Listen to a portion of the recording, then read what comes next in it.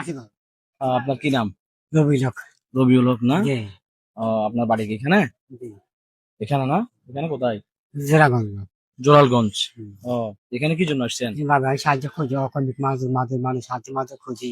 সাহায্য খোঁজেন? জি। ও, আপনার পরিবারের ছেলে মেয়ে নাই? দুটো ছেলে আছে, তাই এতিমখানায় থাকে। দুইটা ছেলে এতিমখানায় থাকে। এতিমখানায় থাকে? ওখানে কি করে ওরা? মাদ্রাসা করে। পড়ালেখা করান? হ্যাঁ, মাদ্রাসা। আপনি কি ভিক্ষা করে ওদেরকে পড়ান? না, এনে টাকা পয়সা টানা গেল এনে হয়। ওরা পড়ায়? কোনো খরচ টরচ লাগে না। আচ্ছা আচ্ছা। আর ফ্যামিলিতে আর কে কে আছে? আমার মা আছে, বাবা আছে, আমার পরিবারে। আপনার মা বাবা, আপনার ওয়াইফ সবাই আছে? মা বাবা কি বয়স্ক? বয়স্ক মা হাঁটতে পারে না। হাঁটতে পারে না? তো সংসার কিভাবে চলে? আল্লাহ ছাড়া রান্নার কোনো রকম আছে। আপনি বিভিন্ন দিকে গিয়ে এইভাবে একটু সাহায্য নিয়ে ওনাদেরকে কোন রকম চালান?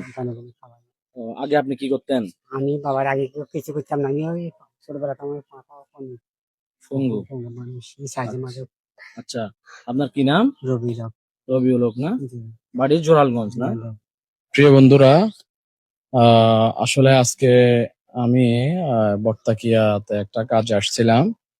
ওই ফাঁকে আমার একটা চাচার সাথে দেখা। হ্যাঁ, তো আমার চাচাটা ওই তার পায়ের অনেক সমস্যা, চলাফেরাতে অনেক কষ্ট। তার দুইটা ছেলে এতিমখানায় পড়তেছে, সংসারে তার মা বাবাও আছে।